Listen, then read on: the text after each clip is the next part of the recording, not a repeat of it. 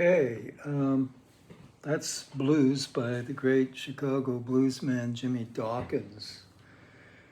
I'm going to talk about blues and the blues. First of all, notice there's the scab is gone and no big bags are no more than usual under my eyes. No sunglasses this time. I didn't get beat up, but I did fall down and hit my head. Fortunately, no concussion. Uh, that's all healed up. But a consequence of, I would call it a hypomanic episode, not a manic psychosis, no, but a hypomanic episode, which is like, I've talked a lot about guilt evasion. This is grief evasion. You need to take the odd little holiday from grief. I do it by going to dive bars where good blues bands are playing.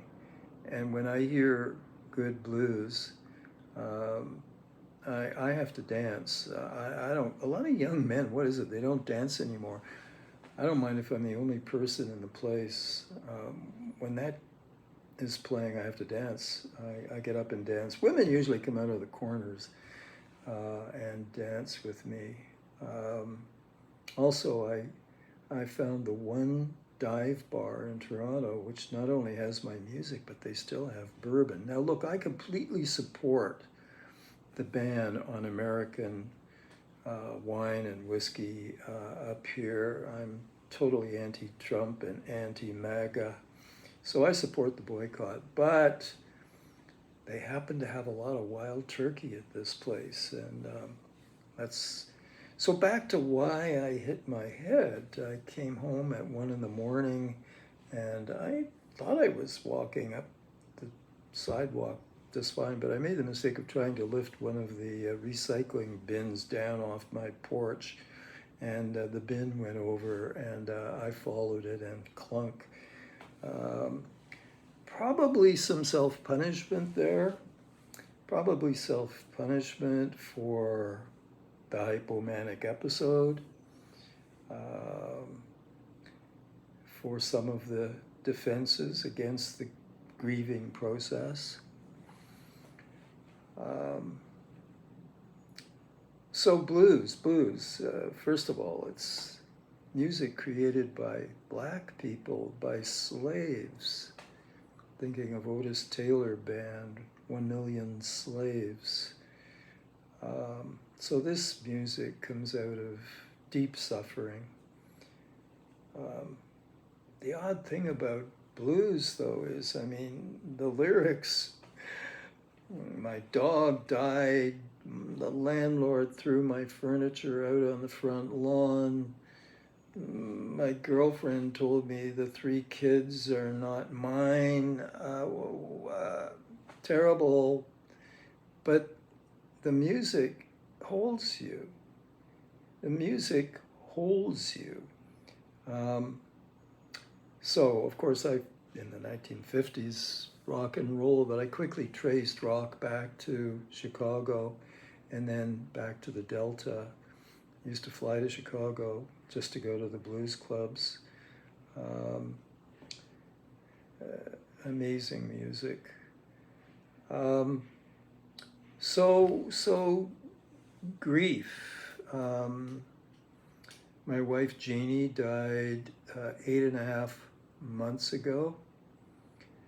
She was only 72. I'm 82. She was 10 years younger than me.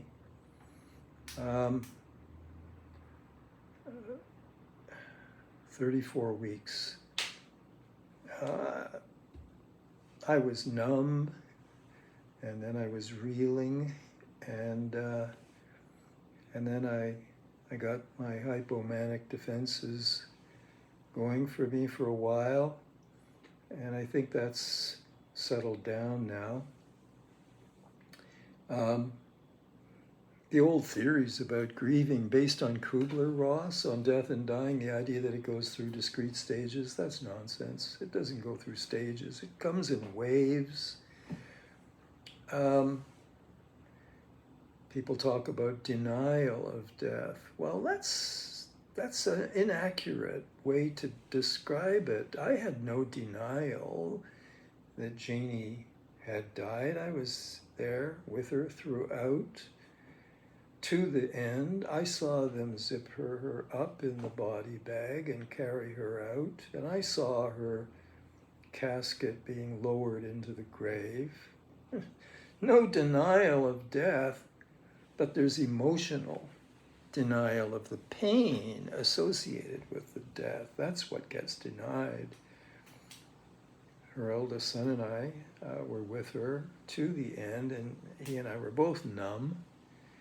And in my case, the numbness gradually lifted to be replaced by pain, and then defenses against pain, evasion of pain.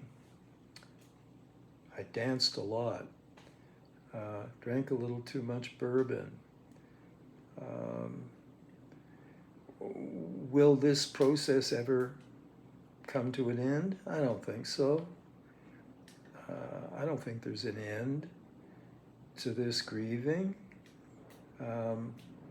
I've discovered that Jeannie is not replaceable. How's that for a delusion? She's replaceable. Find yourself another hot blonde, Dawn. Oh, there are lots of hot blondes around, but Jeannie's irreplaceable. I get that. So, I've settled down. Life goes on. I've finished my 4th book. It's off at the publishers now. Threw myself into that. Gotta throw yourself into something. Better to throw yourself into a book than into bourbon and hot blondes. It's okay to throw yourself into great blues music and dance. That's okay. I plan to continue that. Is there an end to mourning? Freud sort of implied that, you would do the work of mourning, which for him was about reality testing. It's a pretty reductive view of mourning. You just got to gradually accept the reality that the object is gone. Well, that's not a good description of the process. Melanie Klein is much closer because she says the loss of the object in the external world threatens the loss of the good object in the internal world. So the foundations of the self are shaken. You have to not just come to terms with the reality of the lost object. You have to rebuild your inner world and rebuild your sense of yourself. I mean, who am I now in a world without Jeannie? I mean, she lived in a different city and we flew back and forth, but she was always around me. She was like the air. You don't notice it until it's cut off. So who am I now in a world without her? I'll have to rebuild that. One's sense of identity is shaken.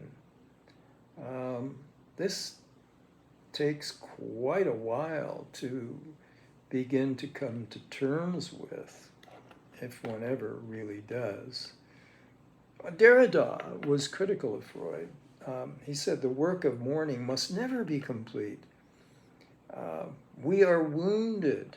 I don't think he links it necessarily to the fall of man, but I mean the fall into language and guilt and loss. This is a wound that has to go on bleeding. The pathology happens when it stops bleeding. So I don't think the grieving ever comes to an end, but one, I think, can learn to move on. I finished the book. I'm working with my patients. I'm settling down.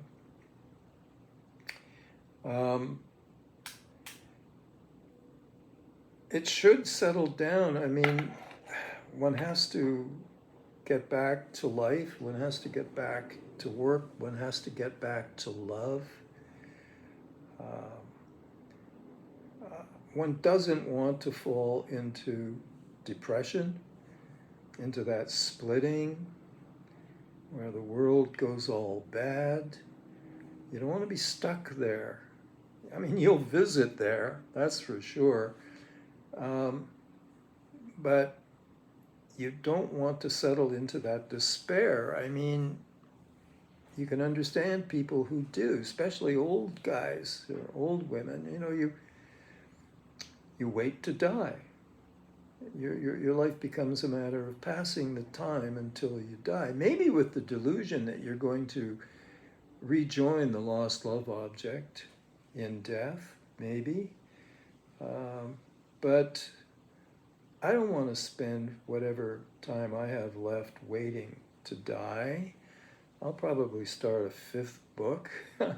I will continue to go dancing. I'll probably continue to make these videos because life goes on. So there's some problems with our theories of mourning. I think if you really want to learn more about mourning, it might be good to listen to some great blues like Death Letter by the great Son House.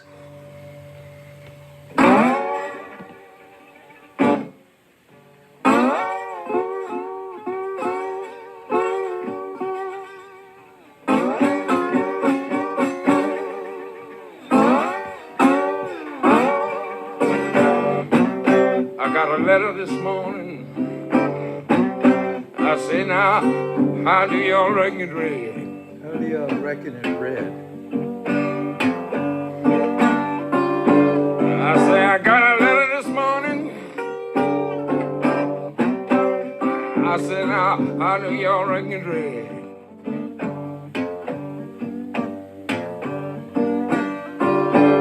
Well, it said, hurry, hurry now, 'cause the gal you love is dead.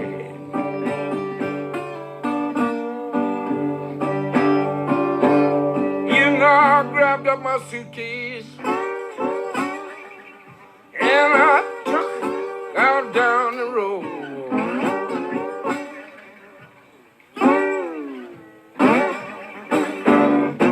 I grabbed up my suitcase, yeah, I took out down the road.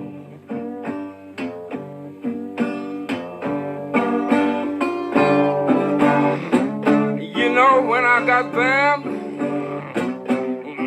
she is laying on the cooling board. Well, I walked up right close and I looked down in her face.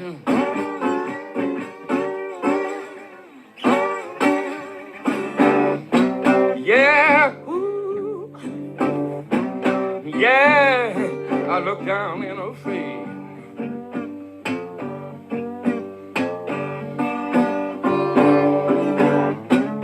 You know, it was a good old girl. She got to lay here till Judgment Day.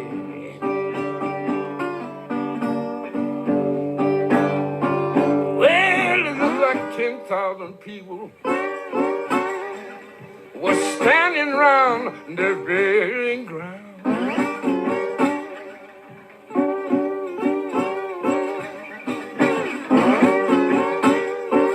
Yeah, looked like it was 10,000 people. They were standing round the burying ground.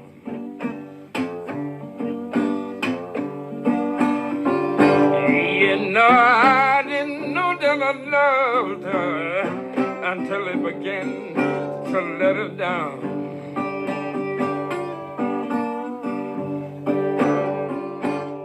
Oh, hold up, Mom. Well, I don't agree with that one line. He says, I didn't know I loved her until I started letting her down. I knew I loved her before they let her down. The song goes on to say how he wakes up in the morning feeling deathly sick, but feels better when the sun's up and as the day goes on, but then again, when the sun goes down, it all comes back. Yeah, it, it, it comes in waves like that. Unless it gets stuck and one sinks into that immobility, it's not moving, one is sinking into despair. So I love Highlands by Bob Dylan. I can relate to this song. My heart's in the Highlands. But I don't share the despairing elements at the end of this song where basically he's waiting to go.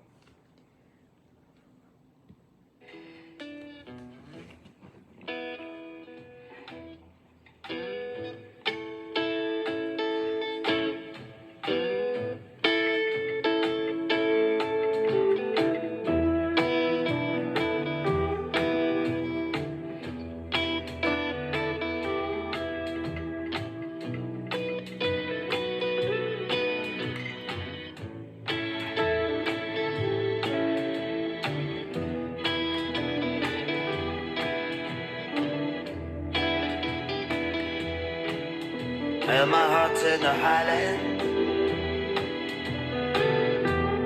gentle and fair, honeysuckle blooming in the wildwood air, bluebells blazing where the Aberdeen waters flow.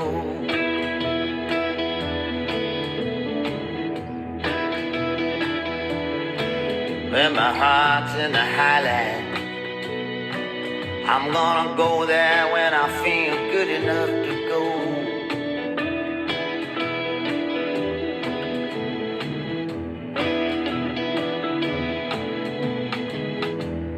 Windows were shaking all night in my dreams.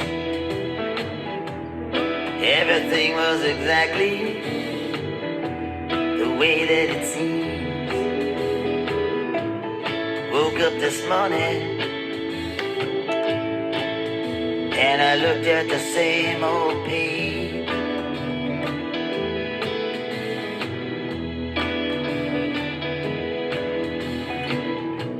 Same old rat race, life in the same old cage.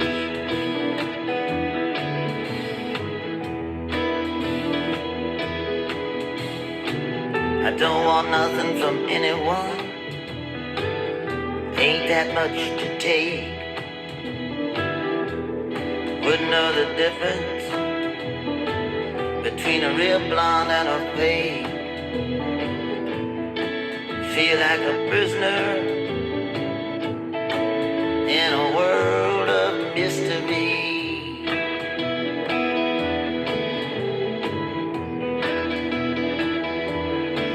I wish someone come and push back the clock for me.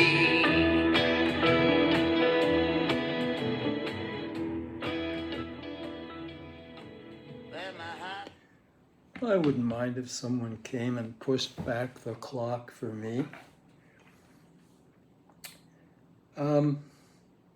John Bowlby wrote those two amazing volumes about attachment and loss. Talks about some bereaved people who sort of find themselves wandering through the house looking in closets and they don't quite know what it is they're looking for. Well, they're looking for the lost object, of course. So, grieving, painful process.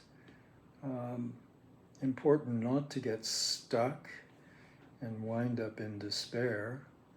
Not much point in thinking that one day you'll be through and done with it.